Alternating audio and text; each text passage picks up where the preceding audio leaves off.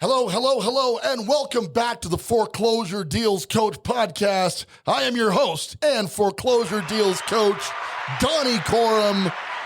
Welcome to the show. So excited to have you recording live from our downtown Colorado Springs studios with my executive producer, all around badass and main man, Jonathan Winston.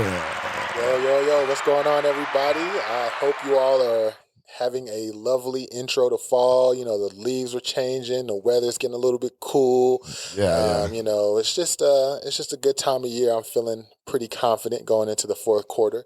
Love it, man. But yeah, man, I'm glad to be here. Glad to get back at it. Yeah, man, glad to have you here. And as for that whole fall stuff, you know, basically no. I'm on a no fall this year. I'm on a no winter. I'm a tropical people, and this whole weather change thing every year, like, do we have to do it every year? Like, can we skip a year and just stay warm? Like, why do we got to do this again? It's always a little bit harder in Colorado because it seems like the cold extends out a little bit longer. It's almost just like summer's just a snap, and you're like, oh man, I'm having so much fun. It feels that way, right? You got like 12 weeks, 6, 3 to 4 months were just like awesome. The weather's incredible. And then you have this. And listen, I'm not trying to hate on Colorado. I love it here. I live here. But like, people who think that we're just a snowy tundra are inaccurate. We have some of the best summers, the best spring times, I would argue, here than anywhere else in the world, arguably. But that winter time, it just doesn't seem like it's ever going to end. Yeah. You know, but then it does end, and you're so excited again. You know, this year I was totally convinced I was going to be up out of here and living on a beach in Florida somewhere. Like, I was like, this year we're going to get out of here. We're going to rent out our place here. We're going to leave. And, you know, my kids got volleyball, you know, and I got all this stuff going on. I'm like, man, I ain't getting out of here again this year. But responsibilities. I'm telling you got to grow up. All right, let's get to it. So much to talk about. We got an article from CNBC talking about home flipping profits are shrinking, but here's where you can net the most. So some of the cities on here literally made me a little jealous when we're talking about what they're talking about making on flips in their marketplace. But let's set the scene just a little bit. The primary business of the company that I'm a part of here in the Colorado Springs market is fix and flips. Now, in 2020, our team did 40 fix and flips. Round of applause. Okay. All right. Thank you. That's nice. So woke up January 1st, 2020. We were still living in a condo in downtown Denver. And, you know, night of partying, right? I'm a little bit inebriated. You're trying to get over that. And I go, you know what, babe? We're going to do 50 flips in 2020. And she looked back at me and she goes, go back to sleep. You're clearly still drunk, right? So but we went at it. You know, from that day forward, we started setting up additional financing, got all of our contractor resources set up, and we went hard. And then coronavirus.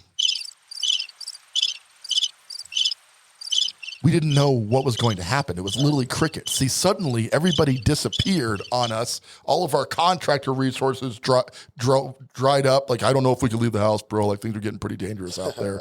Okay. Our funding sources got a little bit sketch, right? Like, we don't know what's going to happen here. Supply chain. This was a shocker. Supply chain became an issue. Whereas we used to walk into Lowe's and like buy a bunch of cabinets, right? The cabinet process was measure for cabinets, go to the store, pick out said cabinets, and install said cabinets, right? We didn't have to deal much with custom cabinets. We're doing mostly entry-level properties, and suddenly you couldn't find anything on the shelves. It was a ghost land inside these hardware stores that we were so reliant on. The combination of all of these disasters meant that we were able to get through 40 flips instead of the 50 that we'd set out to do. Okay. Now, obviously, I'm not up in here complaining about doing 40 flips in a year. That would be obnoxious. Okay. Right. It was lower than the objective, but it was obviously one of the best years we've ever had. We took that year, you know, fast forward to 2021, where we're targeting 75 flips for reasons I can't fully explain to any of y'all. Another long New Year's Eve. Seriously, I don't. Like, Yeah, I don't know if I just figured, we did so well in 2020. It's like I just got to step up my game. I got to keep pushing that umbrella and go to the next level. That don't make any damn sense at all. Okay, the problem is the expectation of what the profit margin should be on flipping, and this article is not helping that at all. Okay, it says here the gross profit on a typical flip rose to $67,000, but the return on investment shrunk to a decade low. Now, this is confusing, okay? They're saying that we made more money than we average normally on a flip, and I'm going to tell you our actual averages here in just a sec, but the return on investment, meaning we pocketed more, but it was less as a percentage of return, right? They actually made less money overall because the margins are starting to get tighter, okay? Now, 67,000, that kind of stuff is the stuff that you see on CNBC. You see a lot of that on A&E's Flip This House. I put carpet and paint in there, and we just made $110,000. And unfortunately, a lot of my coaching students come to me and go, I want that big money flip, man. Like, I want to go in there. I want to knock this out of the park every single time. I'm not doing anything for less than $80,000. And I just look at them and smile, okay? Because the harsh reality is our average flip right now is about $25,000 to $30,000. Let me say that again. We make somewhere between 25 and 30 grand, okay? So this 67,000 thing, and I'm not saying I haven't done it, I'm just saying it's super rare. And it's super rare because I'm in a highly competitive market.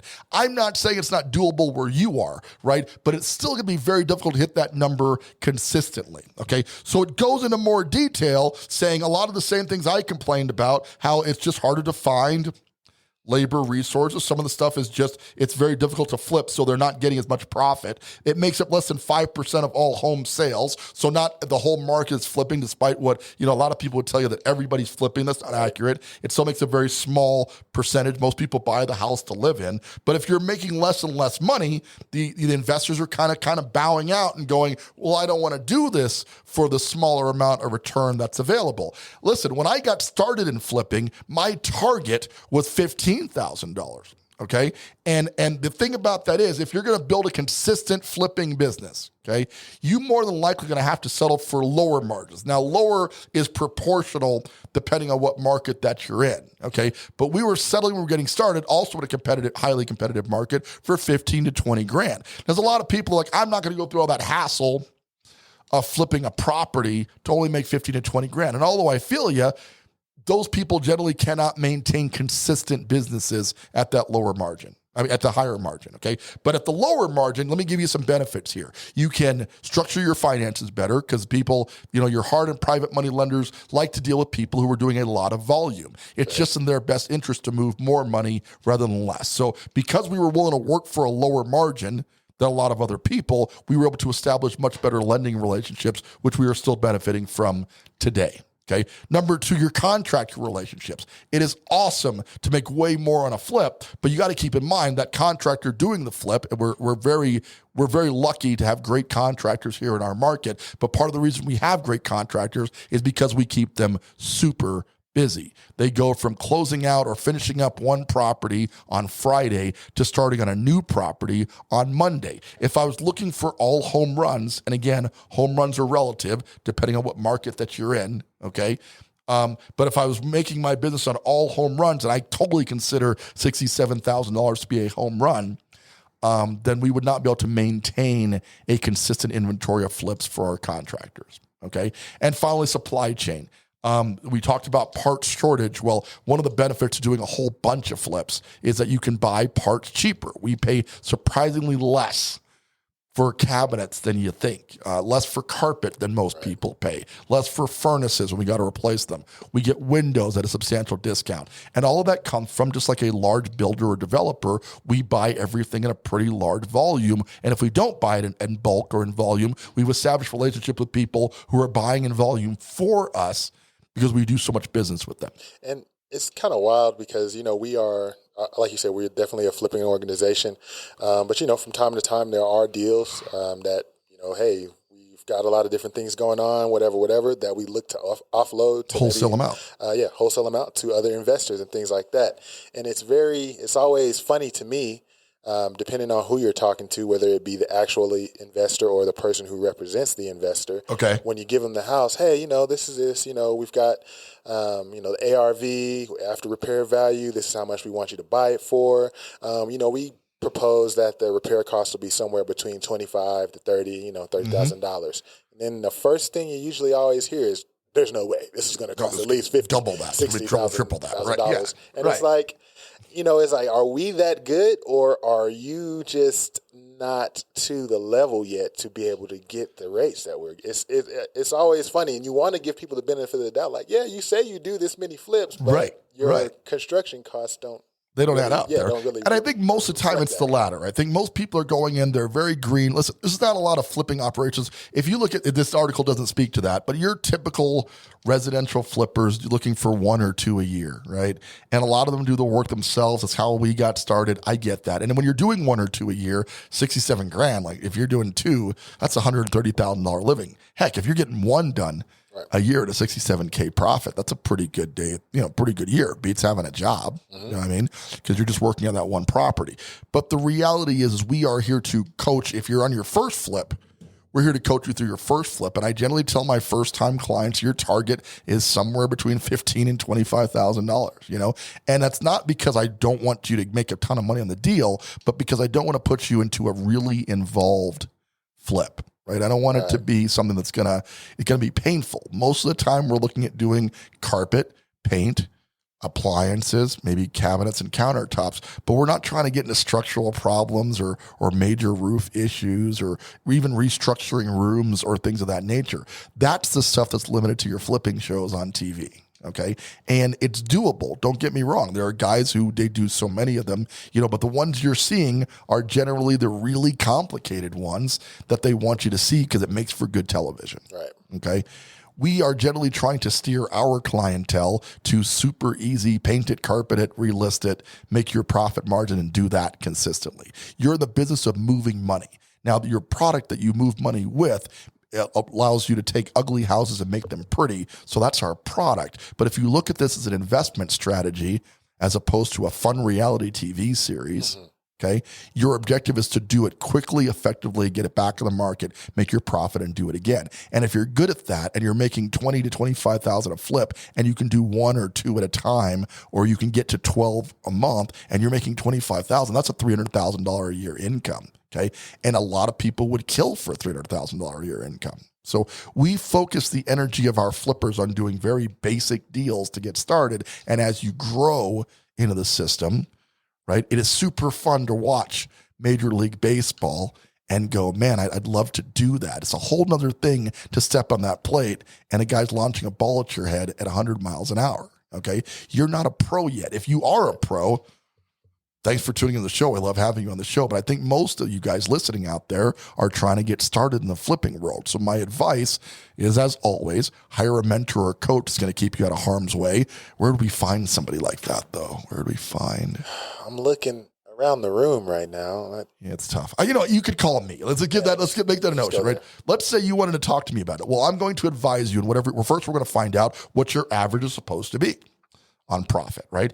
And then once we've established what it's supposed to be, we're going to aim lower than that, right? Which I know sounds crazy, but my goal is to find you an easy deal that's going to provide just enough margin to teach you what you need to learn on that flip. And this is not like, I didn't write this playbook, okay? This is coming from my mentorship and his mentorship before that, where the general consensus is you to walk before you run. Right? So you don't want to take on this major flip. Yes, the profit margins seem awesome. I'm in a market where 67,000 is just not done. We are seeing the highest margin deals we have seen in recent history. But again, I would agree with this article in saying that the margin is there, but the profitability is not. The cost of labor has gone up. The cost of supplies has gone up. Lumber went up like 300% for a short stint. It's settling down now. Okay. So we're seeing higher margin deals, but we are not seeing the profit going up with that. So you have to be very careful, as this article indicates, that you're not putting yourself in a bad position. And if this is your first or second flip, you probably want to do something that's super simple. Let's move on here. Some of the areas that show the largest flipping returns on investment. And this is bothersome, okay? Because I got to be honest with you. I don't think the data is available to determine what the back end margins are in a flip. Like, how would CNBC actually even know like what people are making, what they spent on the rehab? You see what I'm saying? Yeah. Like, there's a lot of theory going on with this, but it's entertainment. Remember that most of the news you're getting is also teamed in entertainment. Fox News built an entire network on scaring the hell out of people, right? Right.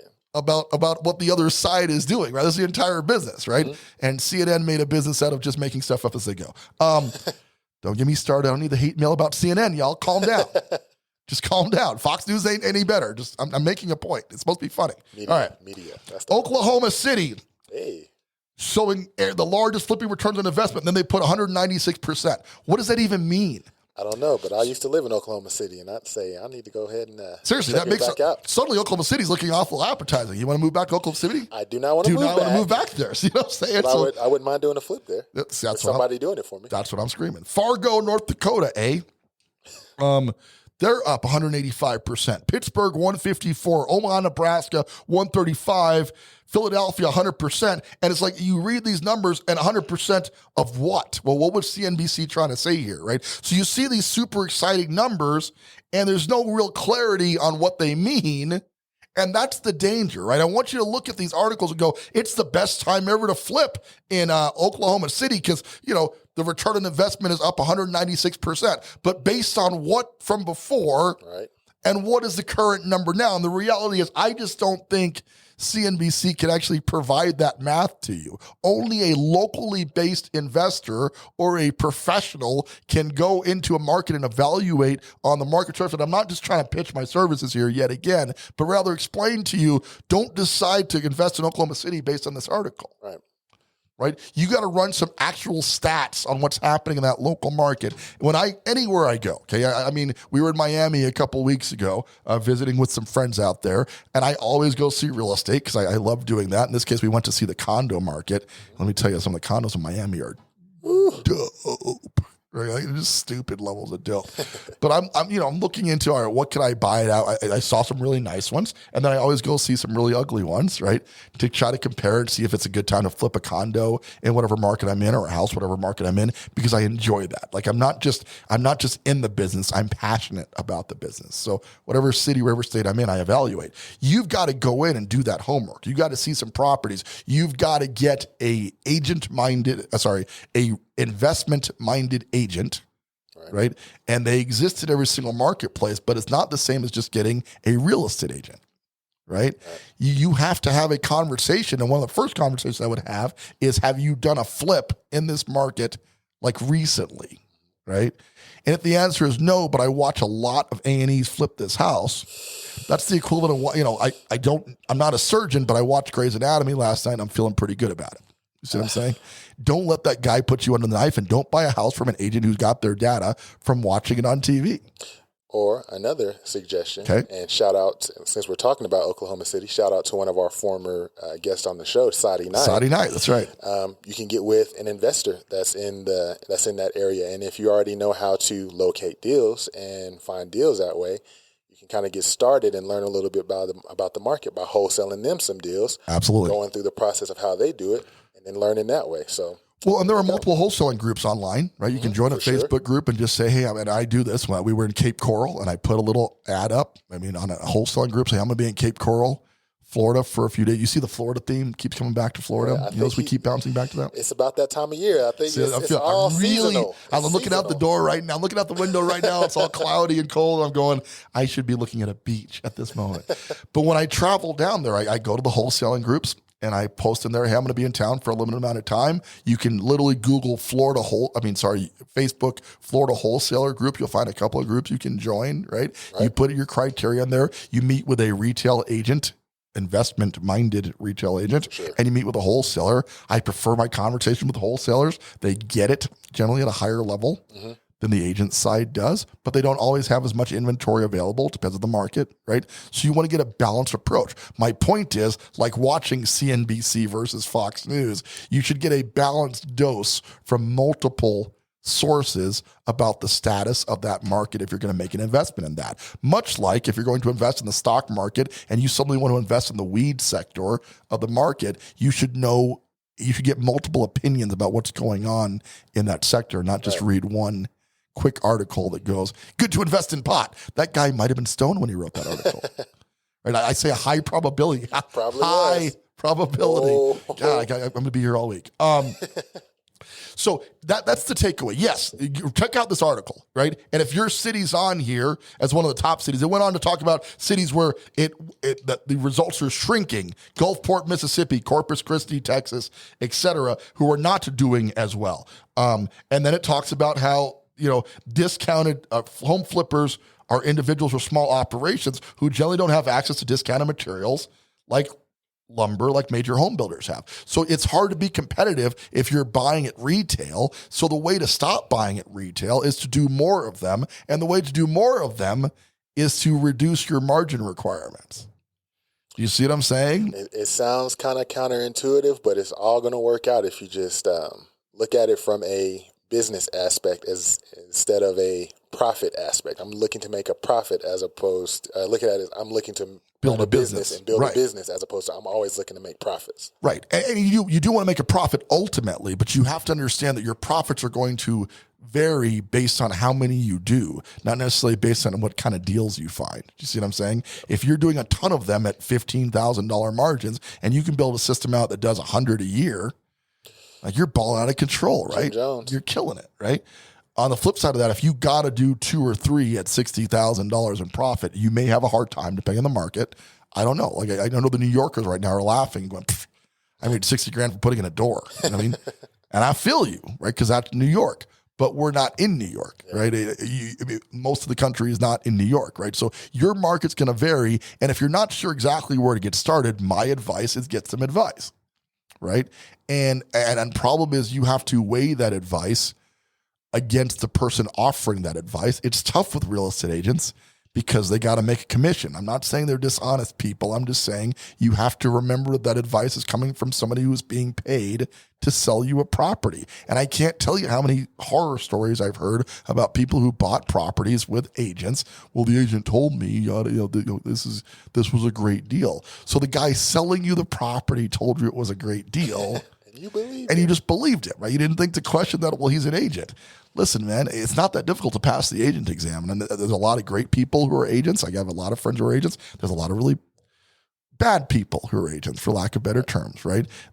People just lack ethics in a lot of areas. So you can't ask the barber, how's the haircut? Because you're probably not going to get an accurate response on that. You want to take the emotion out of it, have somebody who can evaluate the deal, and that's where the coaching and getting somebody who can mentor you through your first deal or two becomes critical. And that's why, again, not just touting me as a coach, but just in general, that's how I got started, was by working with somebody who could filter some of that data and provide some accurate assessment of it, just because I'm, the coach is less biased because they're paid for services up front. It's much like a financial planner versus a stockbroker. Right? The stockbroker is paid a commission to sell you stock, right? He's going to sell you stock. So he's going to sell you stock, right? He's going to convince you to buy something, right? And that's why the stockbroker kind of got gobbled up by the likes of E-Trade, Ameritrade, and et cetera, where they were able to get down a flat fee because most people didn't want the sales pitch or even need it, right? The financial advisor, the fee-based financial advisor, is not making a commission, but rather getting paid, either an annual retainer or a percentage of your portfolio as a flat rate for giving you advice. Depending on what you're trying to get done, the fee-based structure is probably going to get you more accurate advice, right? If you just need to make a quick trade, stockbroker might do. The agent du jour might do the job. You're going to buy low, sell high. It's going to be pretty quick. If you're looking to make a long-term investment play into that market, not into that house. I'm talking about if you're going to do this as a long-term business, you're probably going to want the fee-based advisor because they're going to give you an accurate assessment of how the market's doing as a whole. I would be honored to be that advisor for you in the flipping space, but it's a relationship thing. We got to talk. We got to do a quick setting to see if we can work together. So we have a sit down, we do a strategy call, see if we're going to be a good fit. If it works out, we figure out how we can get you through your first deal through our 4-part strategy for foreclosure investing. And that's it. Man, that's pretty much the pitch. So take a look at the article. Give that a look over. We'll post that to the Facebook group onto the page there so you can take a look at that. And then let me get your comments. What do you guys think about, tell me what your market's doing. Are you seeing an increase if you're an active flipper out there? Are you seeing an increase in the number of properties that you're doing profit-wise, or are you seeing a decrease? Are you struggling with the same supply chain issues we are, the labor management issues? I imagine across the country we're seeing a lot of that, but I'd love to hear directly from you guys, the wonderful listeners of the Foreclosure Deals Coach podcast. Let's keep this dialogue going and help you to find the best deal in the marketplace. We're going to wrap up with that.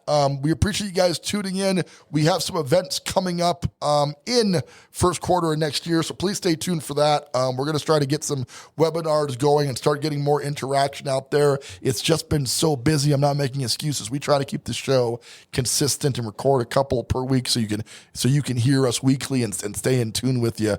But it has been difficult to get the events together. No excuses. We're going to pull that together and start doing that consistently and start interacting with you guys more on a one-to-one basis. I can't wait for that. But in the meantime, keep your eye out because the market is changing. There's a lot of profit to be made in flipping, a lot of profit to be made in buy and hold, a lot of profit to be made in VRBO. So many ways to skin this cat. Sometimes it's just a matter of finding the right resource to help you get started. I would be honored to be that resource for you. If that describes you want to get started, reach out to Jonathan. Let's set up a time to do a strategy call and we can discuss if coaching is the right thing for you here with the Foreclosure Deals Coach right here on the Foreclosure Deals Coach podcast. With that, this is Donnie Corum, your Foreclosure Deals Coach, thanking you so much for tuning in and reminding you once again, don't buy a house, buy a deal.